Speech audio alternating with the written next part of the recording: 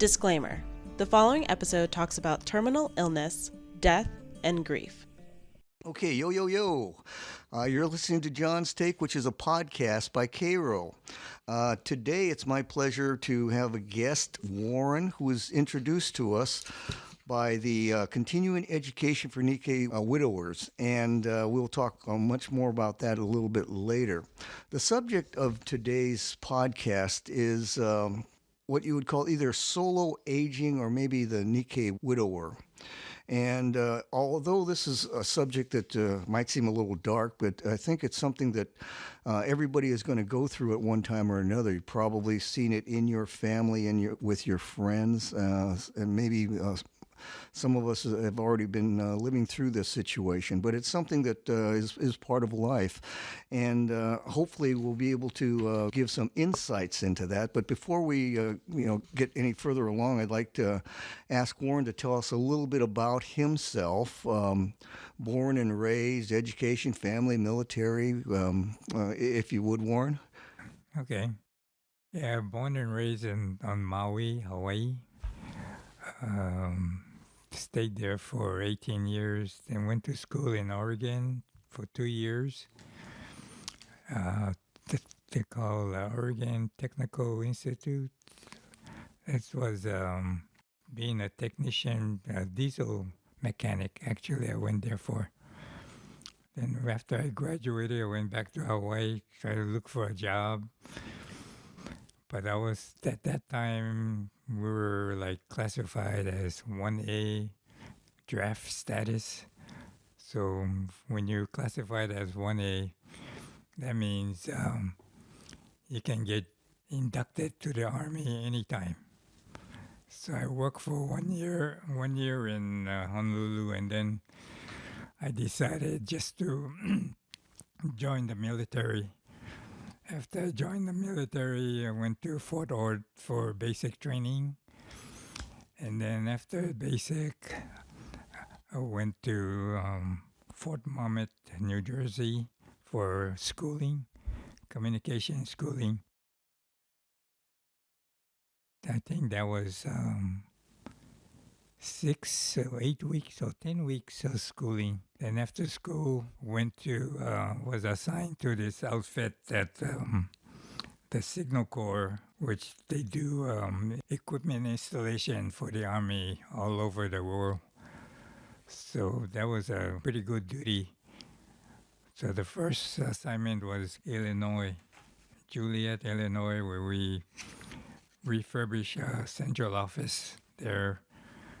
Backup for actually making, it was a Royal Tire company that used to supply tires for the Army. So after we did that, then we went to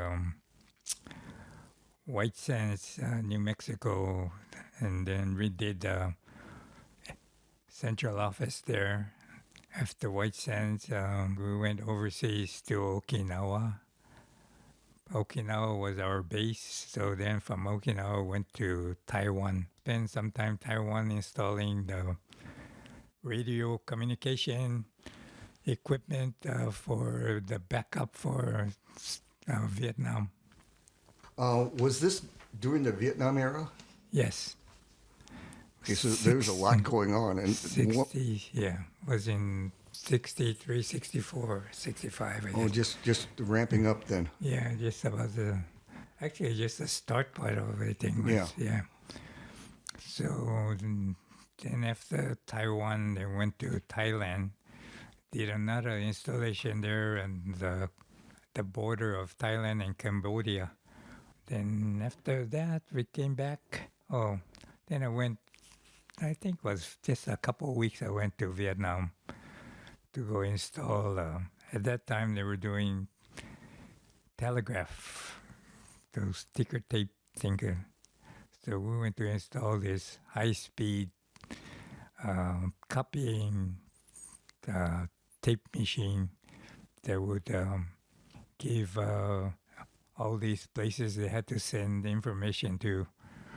It would make copies, and so they can send it out right away. But after that, I went back to Thailand, finish up the job there. And after Thailand, came back to the States, and I worked in the Pentagon for. We had to install something for the chief of staff.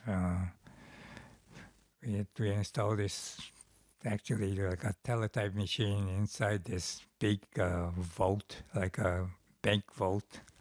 So you had a special pass, right? Clearance? Just secret clearance. Yeah. Yeah.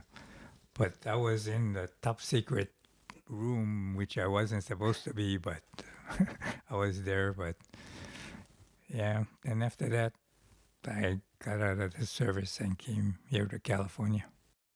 So from California, what did you do from there? Well, I had a job already when I left the army to work for General Telephone. At that time, General Telephone was on strike. That was the longest strike they were on for like 6 months, I think. So that's how I ended up working for AT&T or Pacific Bell that time. What year was that? 1966. That's when I got out of the service. Oh, so yeah, Vietnam was just getting Yeah. hot right about then. Wow. So that's good. So what rank did you achieve in the military? Specialist 5. Well, that's good. You moved up. Yeah.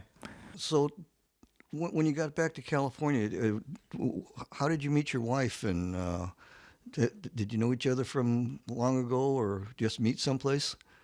Well, my first wife, my second wife was the one that passed away. Well, the first wife passed away too, but my first wife we were pen pals in high school. I was in Maui and she was in Honolulu. And somehow we got, I don't know, after I graduated, like when I went back after school in Oregon, we started dating for that 1 year. Then when I joined the service, she moved up here and then she worked in LA. So after I got back from the Far East, she met me in San Francisco and we went to Las Vegas and got married. That's pretty good. Pen pals. That's something you don't hear much about anymore. No, so yeah, so after that, she came back to LA and then went back to Maryland, where we were stationed. That was the last part of my tour of the Army. So when I went to Illinois to work in that time, she came with me, and a lot of the people that I work with, all their wives were there with us, So we got together quite a few times, go out, eat lunch, dinner, or whatever. How long were you in Southeast Asia? Oh, when did we go now? That time was maybe a year and a half, maybe. Wow, that's quite a while. Did you enjoy it? Yeah, that was good duty. Because, being on TDY, you get all the benefits. Yeah. Yeah, you get to see stuff, and it's only a few of us. It's not like a big group, And when we fly from here to wherever we go, we always fly first class. At that time, Yeah. because of all the tools we had to carry. When you go fly first class, it's free. Nothing wrong with that. So otherwise they had to pay because all our tools were kind of heavy. So when you got back after the service, you were back in California and went to work for General Telephone, was it? No, I had a job offered with General Telephone, but they were on strike. Oh. So that's when I went to AT&T. Then I stayed with AT&T. So you were based in Los Angeles, Southern California? Yeah. So is that where you started a family, or did you have kids? Didn't have kids that time when we moved here. We lived downtown in an apartment, and I worked in Santa Monica, and my wife worked downtown LA for Occidental Insurance. Oh, sure. My uncle worked for Occidental over on Wilshire Boulevard. was it? Right down the Occidental building right downtown. I don't know if that was on Olive or Oh, so it was downtown. yeah, right downtown. So she used to catch the bus to go to work. We live right in by Olympic and Western down there somewhere. So she used to catch the bus, go down, and then I used to pick her up after work. I would drive her downtown and pick her up. Well, every Friday we go out to go dinner somewhere, a new restaurant or whatever down in LA. So that's our thing was Friday night. Yes, go out and eat. Do you have any special restaurants you liked? There was I forgot the name of the one that's up in the Hollywood Hills. Yamashiro? Yeah, we used to go up there and eat. Well, that's a pretty nice restaurant. Beautiful city view. Yeah, nice. That's up for sale now. Oh yeah. If you got about $100 million, it'll be yours. Yeah, nice place to go. Yeah, that's very nice. I grew up in Hollywood, so I'm very familiar with that area. Typical Japanese style, restaurant. Good. Anything else you like to do? At the time, did you like to travel or? Well, we used to go back to Hawaii every year. Since that time, my parents was still living, and her parents still living, so we go to Honolulu, stay with her parents, and then we go to Maui, stay with my parents. So, but yeah, it was a kind of experience for her to be on Maui because, we live in a plantation house. Oh. So my mother used to do laundry in the back, that was how she made her income. But, they used to boil the clothes in the tub. Yeah. To get the dirt out of because all the people work in the field, they come back and they're all dirty and can't get the dirt out. So yeah, it's all that red soil too. And then she got to boil it and then put it in the washing machine and then rinse it out and hang it up. But the only thing that she didn't like was the bathroom. The bathroom was like you gotta walk, like an outhouse. Yeah, kind of like a house, but it was a toilet, but you had to manually flush it. You fill the bucket up with water and then pour it in. Yeah, that could be a little offsetting, I guess. Yeah, so she didn't like walking up there in the night. So I said, well, you don't like walking in the night, you just go do your business up there in the grass someplace outside the house. Got nobody around, it's just... And you said you still have a house in Maui? Yeah, still have the house. It's not the original house, but it's in Napili. They call Napili. It's the company actually gave the land to my parents, and all they had to do was build a house on it. Really? But it was like a lottery system because the whole camp where everybody used to live, they took it over, and that's where the Kapalua golf course is now. Oh, no kidding. But the only thing that's original is the Honolulu store. That's still there, but ABC bought it. And now it's ABC, but the Honolulu store sign is still there. Oh, so is that by the golf course then? The Ritz-Carlton. Yeah. Right next to the Ritz-Carlton is the Honolulu store. Oh. And all around there is the Kapalua golf course. Yeah. Yeah. I think I've been there. You been there? One of my friends had a condo next to the one right next to the Ritz-Carlton. And so we would go every so often, play golf and eat. And I remember going to the store, and it was right around there. I wonder if that's probably the same one. Small world. That's the only store that we could buy stuff from. So behind the store was the Japanese camp at that time. Uh-huh. So we had Japanese camp, Filipino camp, and Hawaiian camp. Where the Ritz-Carlton is the Hawaiian camp. and then down on the right side, going to the Fleming Beach area. That used to be the Filipino camp. But then after a while, they all combined. Everybody moved into the Yeah. So how large were these camps? I mean, how many people or how many? Japanese camp. There were quite a few. The Hawaiian camp was the smallest, and the Filipino camp, yeah, it wasn't as big, but the Japanese camp was the biggest.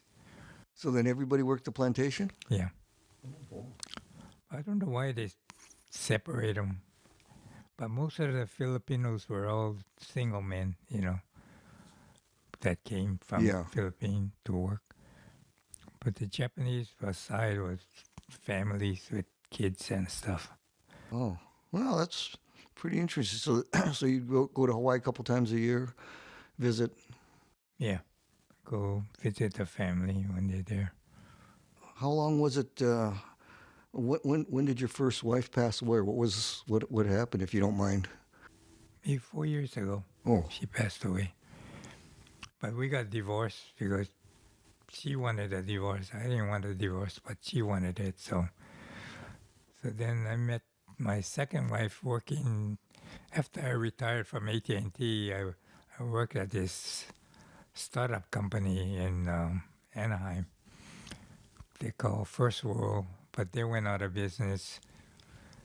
But that's where I met my second wife. But then that company went out of business, so they started up another company called Paytech, and then that was in Irvine.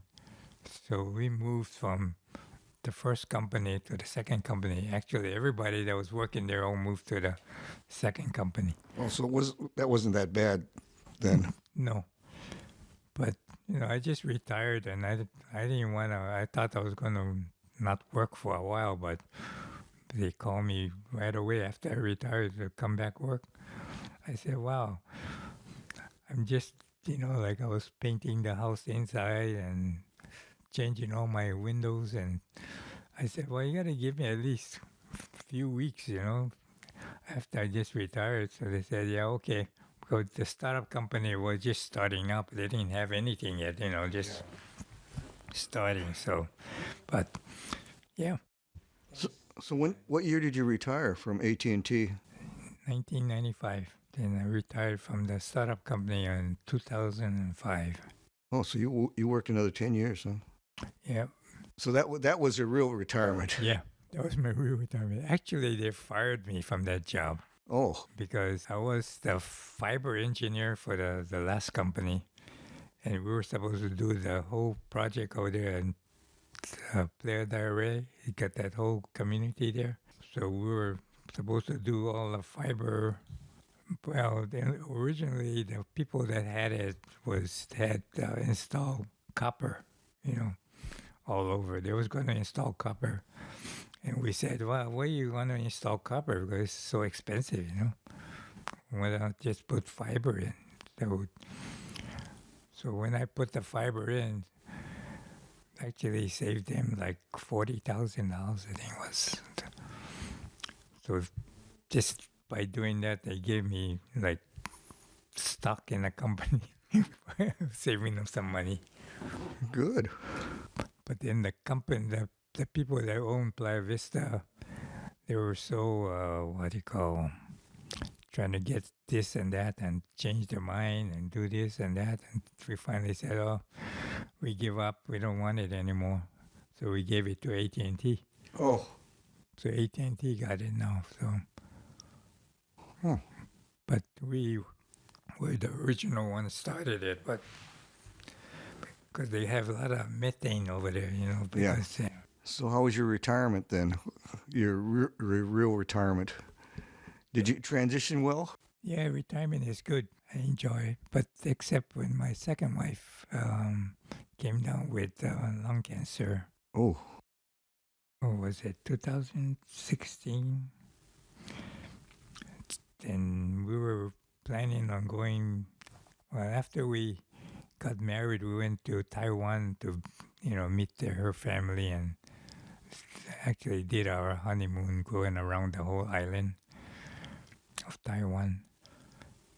But then when she got sick, before she got sick, we already was planning to go back because that was like been like 50 years since she left Taiwan. So she wanted to go back to, but we never made it. We planned it, but we never got to do it. So she was diagnosed and then it was very rapid? Yeah, after they found out, it was like a routine checkup that she was going to do, physical. And this time, usually they never do x-ray, right? Uh-huh. But this time they said, oh, they're going to do x-ray. So when they did the x-ray, that's how they found the Really? cancer. If they didn't do the x-ray, we wouldn't have known. Did she smoke? Nope. Non-smoke, they call it non-smoking lung cancer. Yeah, lung cancer. My cousin had that. Same thing. They were wondering why that the Oriental women, non-smoker, is getting cancer. They don't know why there are so many of them. But yeah, after she found out, right away, chemo for I don't know how many session chemo, and then radiation, then surgery. Took out one lung on the right side because you got three on the right side. So they took out one. I guess that was the easiest way. When we went to like those support group, lung cancer support group, everybody tell us different story. Some of them say, "Oh no, they only took out part of the lung. They don't take the whole lung out." But I guess this doctor thought the easy way was just cut the tube and sew it up, and that's it. Yeah, she went through so many chemo for about 5 years. Chemo, immunotherapy, back and forth. One worked, then they try another one, and that one didn't work. But I think the first immunotherapy worked for a couple of years, I think. She was fine. She could do stuff. We could travel and all that. But the last year was when the thing didn't work anymore. The chemo didn't work. Then I think I was taking her every couple weeks to do chemo. So that, but then she was about to do this trial. She did all the tests, except the one test she did, the last one that she was going to do was the brain MRI. And when she did the brain MRI, it was a Friday. Then Saturday, she tells me, "Oh, I'm not feeling good. Something not right." But we found out that her platelet was so low. I think it was like only in the 30s and should be up 100 or 200 or something. But she was going to Cedars-Sinai, and the people in Cedars-Sinai called Thomas Memorial and told them that they should increase her platelet level. Otherwise, they can't, do the, what do you call that? Oh, the clinical trial. But they never told us anything, until after the fact. Then she had a brain hemorrhage and the blood clot, and then that's made her paralyzed on the whole right side. So that was like Friday she had the MRI, Saturday she was not feeling good, Sunday she was paralyzed. So try to move somebody that's paralyzed. Oh, it's not, you cannot even, I tell her, put your arms around my neck so I can carry you, it's like to the bathroom or something. Yeah. The right side not working, you just like, oh yeah, just drop down to the ground. Yeah, transferring is you have to be like a professional to be able to do things like that. Very difficult. But the bad thing was that I said, oh, she got to go to the bathroom. So I said, okay, I'll go put a diaper on you and you can go, Then I'll just change you. She said, no, I cannot do it in the diaper. She got to go to the bathroom. Well, you got to do what you. I go, well, let's see what I'm going to do. So I had a chair. So I put some wheels on the bottom of the chair. So I rolled it next to the bed, and I rolled her down. Going off the bed to the chair was okay, and I rolled her to the bathroom and rolled her from the chair to the toilet. But then try to go from the toilet back to the bed. That was another thing. I should have used a sheet or something. Didn't they have a home health come and show you how to do all that? And No, this was before all that. oh, gee, because That was just the day, Sunday, that she had the. Oh, so this is like almost immediate. Yeah. Oh, Like Friday was the MRI, Saturday was not feeling too good, Sunday was paralyzed. So then Sunday we called the cancer doctor, whoever was on duty. So he gave us some medication to try, but that didn't work. So Monday we called again and they said, take her to emergency now. So I called 911 and they came and took her. Yeah, after that, everything went downhill. Oh, sorry to hear. Yeah, that's okay. When she in the hospital, now California, you can get a pill, right? Oh, To end your life. But you have to be able to say, yeah, I want the pill, and you have to be the one to take it. No, somebody else can give you the pill. yeah. Yeah. So she was at little company of Mary, and they like a Saturday we were there, and Monday was a holiday, so we thought, oh, they're not going to discharge her until after Monday. But they tell us, nope, Sunday you got to go. So I say, what? We're not even prepared for anything. So my son was here from Oregon, so we said, well, what shall we do? So we said, well, the only thing we can do is call hospice.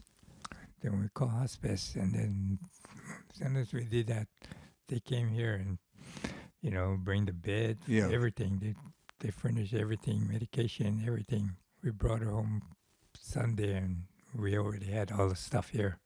They brought it all here before she came home. The only thing was she had long-term care. I was in contact with the long-term care insurance, but it has to be 30 days. 30 days you got to be, not able to do either bathe yourself, Yeah. clothe yourself, eat yourself. Essential functions. I went through all the loop of what to do and fill out all the forms and send it in, and they tell me, yeah, you qualify. So, okay. So then after she passed, before she passed, I called them again. I said, well, does she qualify for this stuff? And they said, no, you don't qualify because you only have 16 days before she was going to pass, So I said, no. So they kept all the money. Oh, man. Long-term care is expensive, too. Well, It can be expensive. Well, she had it we both have it since we were 55, so it was still cheap that time. Like I think she was paying like $1,300 a year or something. So, and I was paying about the same. So after your wife passed, how was that transition into kind of being alone, I guess? Well, she and I talked about, her passing and all that. So for me, it didn't affect me that bad. Like some people, they really go get down, But Torrance Memorial is pretty good. They called me and told me if I needed support for, all this stuff. I said, no, I don't need it. So I told them I was fine. But then, about 6 months later, they call again and check up on me and stuff like that. But I said, no, I'm fine, I don't need that stuff. Yeah, so the last thing, I think they sent me a card and they said, I don't know what they said on that card, but anyway, but that was good that they had that support, but I didn't need it. How about like friends and family and all? My second daughter lives right here, close, about 15 minutes away, so. But my son lives in Oregon, but they come down either they come down or I go up there.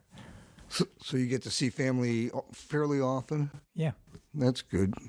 Then I know you work in the garden a lot. What else do you do? I do line dance 3 times a week, and then Monday, Tuesday, Thursday, so Wednesday and Friday, Saturday, Sunday, my day off. So I just joined the Planet Fitness. So I would, if I don't have anything to do, then I go to the gym. Good. Wednesday and Friday, and maybe Saturday, Sunday. But So where do you do the line dance? the Moose over there on Venice, right across the Honda Center. Oh, okay. That's good. How large a group is it? Oh, quite a bit. At least maybe 30, between 15 and 30. Well, that's good. So do you do anything afterwards? Go out to eat or anything like that? No, then I come home and go eat. I usually don't go out to eat most, unless I just happen to be, let me try this place or something. There's a lot of good places to eat down here, though. Yeah, there's a lot of places. But So when did you get involved with the continuing education for Nikkei Widowed? my cousin, who's going to be 95, she's been a member. I think when she first started, I think there was only like 6 of them. So she's been there for that long. So after my wife passed away, after a year, she told me, "Oh, why don't you come and join the group?" So I said, "Okay, I go." So that's how I started. How do you like the organization? They're good. I mean, once a month, but good fellowship and get together and eat and talk story and stuff like that. And they always have somebody come, like you guys, come and talk. Yeah. If so it's help. I mean, it's an interesting group that they bring, to talk to the group. And then whenever they don't have that, we either have bingo or something to play, game, some kind of game. So If you were to, it seems like you've made this transition, pretty well. I mean, planned for it. You had the long-term care. You and your wife talked about, her passing and all. And what advice would you have for someone who is going to be experiencing what you've already gone through? Well, it all depends on the person, I guess. For me, I didn't need any help, but some people, take it really hard, when their partner passed away. So I would say try to get support, join the support group. Because I know when we joined the cancer support group, that really helped, telling your story to the other people that experiencing the same thing. But yeah, I think support group is really good.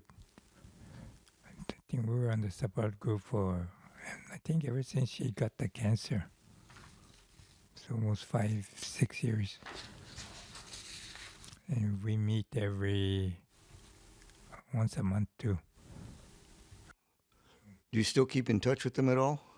No, not after, because they have like Zoom things before. I don't know about now. I don't know if they get together now or not. But we used to get together right down here in Redondo Beach. But now I think they moved somewhere by the airport, Torrance Airport.